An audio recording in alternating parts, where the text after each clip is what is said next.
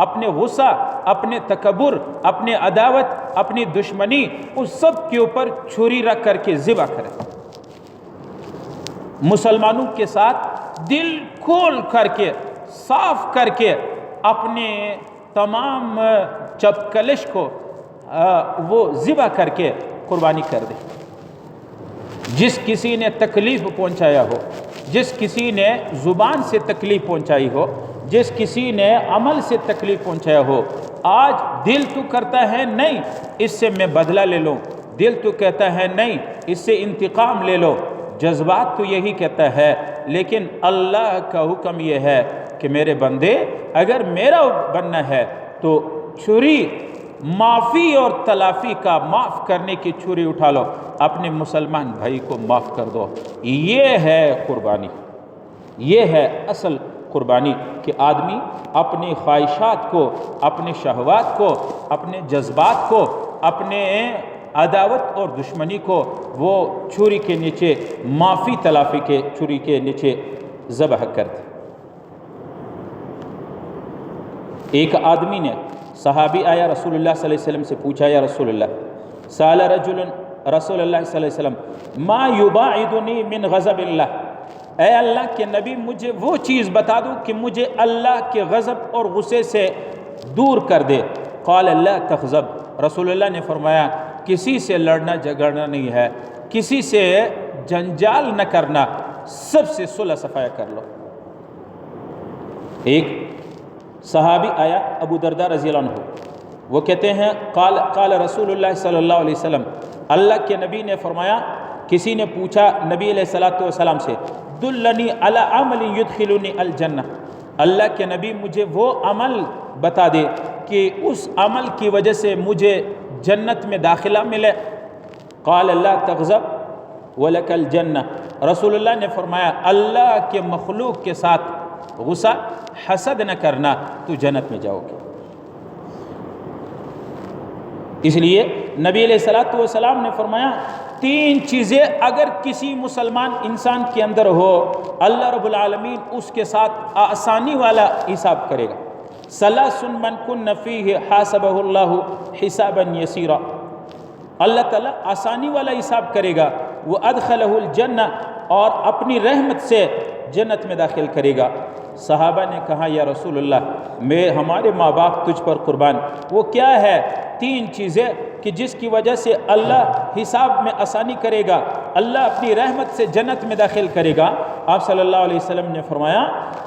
تعطی من حرمک، جس نے تجھے محروم کر دیا اس کو دے دو،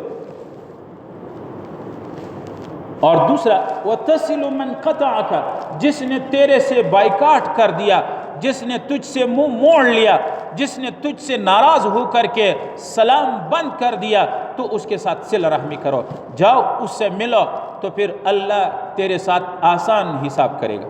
اللہ اپنی رحمت سے تجھے جنت میں داخل کرے گا۔ اور آگے فرمایا وَتَعْفُ عَمَّنْ ظَلَمَكَ، جس نے تیرے ساتھ ظلم کر لیا تو اس کو معاف کر دینا۔ میرے تمام مسلمانوں سے گزارش ہے،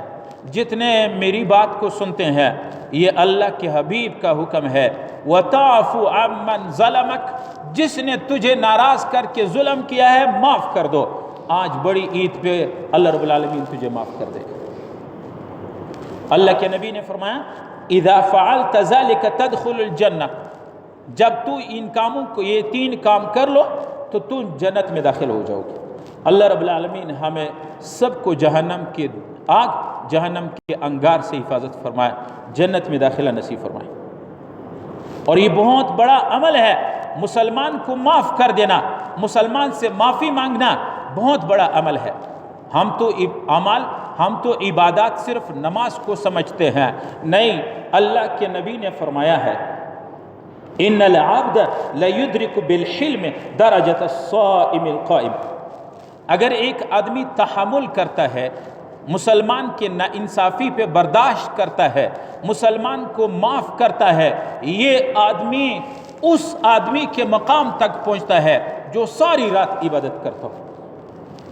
یہ آدمی اس کے ساتھ برابر ہے جو پورا زمانہ عمر بھر روزے رکھتا ہو، ایک آدمی عمر بھر روزہ رکھے مسلسل پوری زندگی، اور ایک آدمی مسلسل رات کو تہجد، رات کو صبح تک نماز، ساری رات جاگتا ہے، اس کے اجر میں برابر وہ آدمی ہوتا ہے جو لوگوں کے ساتھ تحمل کا معاملہ کرتا ہے، جو صبر کرتا ہے، جو اللہ کے مخلوق کو ان کی غلطیوں پہ معاف کر دیتا ہے۔ ایک حدیث میں آتا ہے نبی علیہ السلام نے فرمایا کہ جو آدمی کسی ناجائز کرنے والے کو معاف کر دیتا ہے، ایک آدمی نے آپ کے ساتھ ناجائز کر لیا، آپ کو ستایا ہے، آپ کو تکلیف دی ہے اور آپ کو بہت غصہ دلایا، آپ اس پہ قدرت رکھتے ہیں کہ اس کو انتقام بدلہ لے لے، لیکن معاف کر دیا، اللہ کے نبی نے فرمایا ایسے بندے کو میدان محشر پہ اللہ رب العالمین تمام مخلوق کے سامنے حاضر کرے گا، جو لوگوں کو ان کی ناانصافی پہ معاف کرے گا، اپنے غصے کو کھا لیتا ہے، اللہ رب العالمین روز قیامت تمام لوگوں کے سامنے اس کو بلائے گا اور اس سے کہے گا حَتَّى يُخَيِّرُهُ مِنَ الْحُورِ الْعِينِ مَا شَاءَ۔ اللہ تعالیٰ فرماتے ہیں جنت کے بڑی آنکھوں والے حور، جس کو حور عین کہتے ہیں، جو تجھے پسند ہو وہ لے جاؤ۔ اس لیے